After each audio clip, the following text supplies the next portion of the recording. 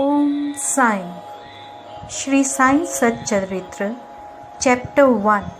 Salutations, the story of grinding wheat and its philosophical significance.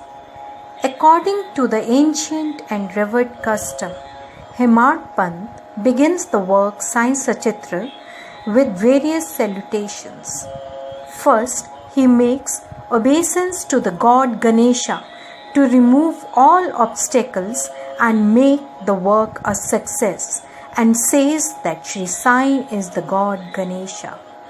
Then to the goddess Saraswati to inspire him to write out the work, and says that Shri Sai is one with this goddess and that he is himself singing his own life. Then to the gods Brahma, Vishnu and Shankar, the creating, preserving and destroying deities respectively, and says that Sainath is one with them, and he has the great teacher will carry us across the river of worldly existence. Then to his tutelary deity Narayan Adinath, who manifested himself in Konkan, the land reclaimed by Parshuram from the sea, and to the Adi Purush of the family.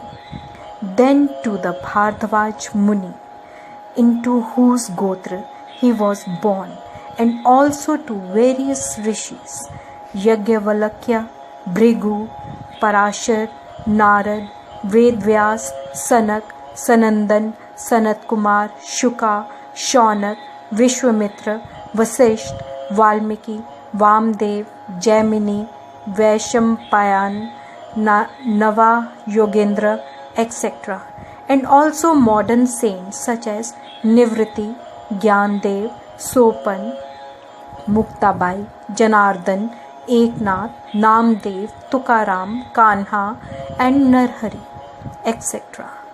Then to his grandfather Sadashiv, father Raghunath, his mother who left him in his infancy, to his paternal aunt who brought him up, and to his loving elder brother.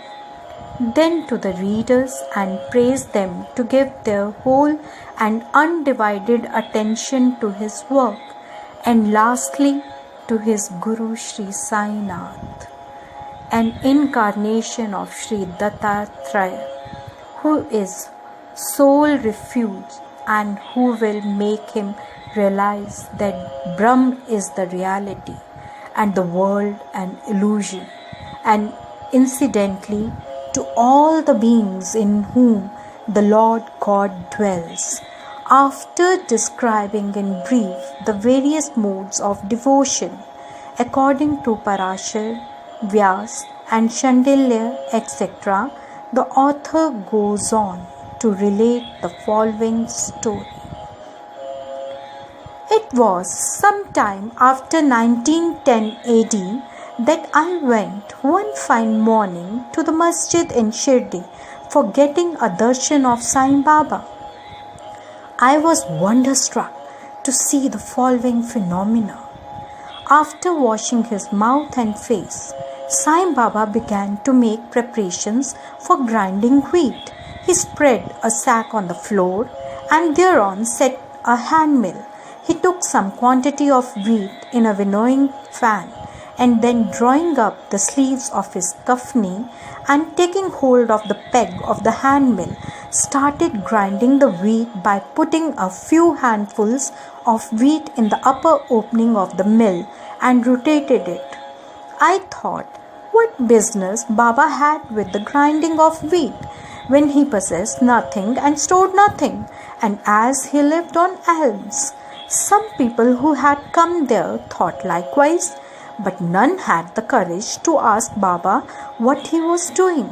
Immediately, this news of Baba's grinding wheat spread into the village, and at once men and women ran to the masjid and flocked there to see Baba's act.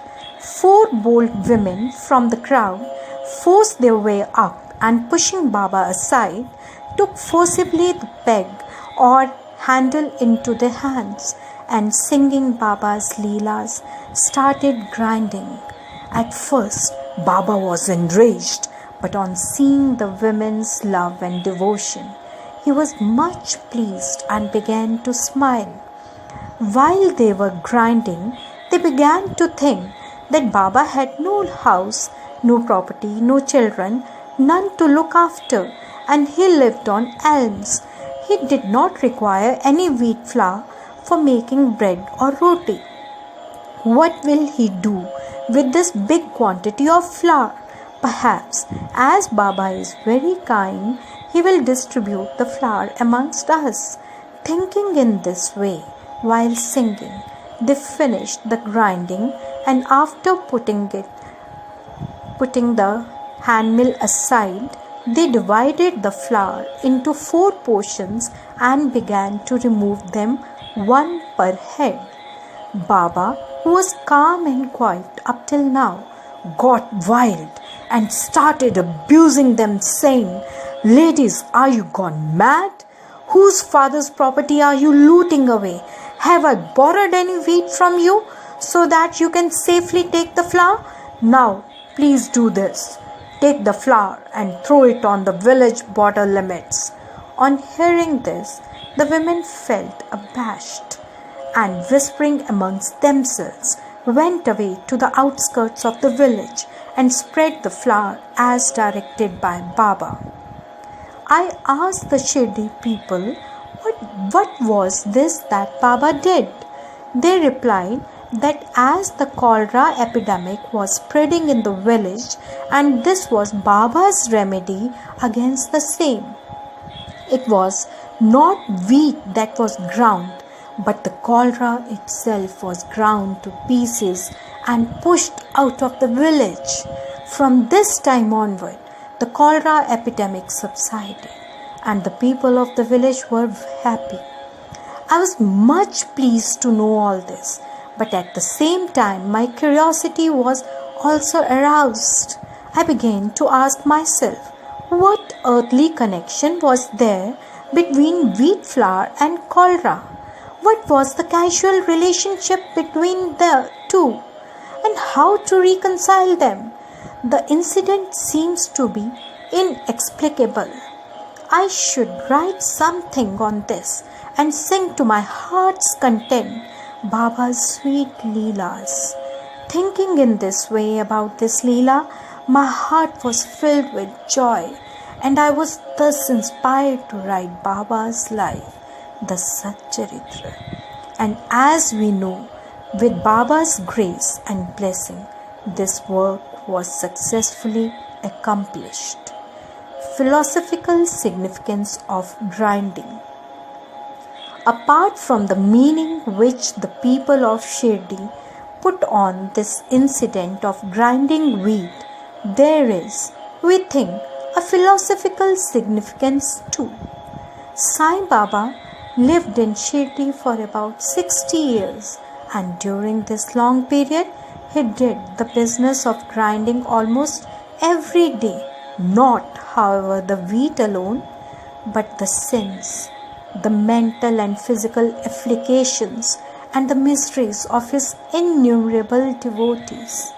The 2 stools of his mill consisted of karma and bhakti, the former being the lower and latter the upper one. The handle with which Baba worked the mill consisted of Gyan.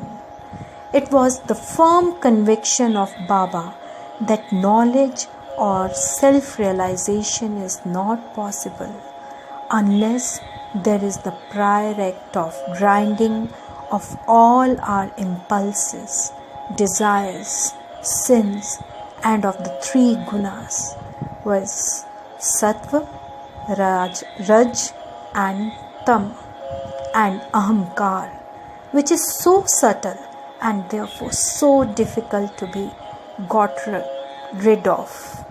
This reminds us of a similar story of Kabir, who, seeing a woman grinding corn, said to his guru, Nipati Ranjan, I am weeping because I feel agony of being crushed in this wheel of worldly existence, like the corn in the handmill. Nipati Ranjan replied, "Do not be afraid. Hold fast to the handle of knowledge of this mill, as I told, and do not wander far away from the same, but turn inward to the center, and you are sure to be saved." Bow to Shri Sai. Peace be to all. Om Sai. Om Sai. Shri Sai Satcharitra, Chapter 1. Salutations, the story of grinding wheat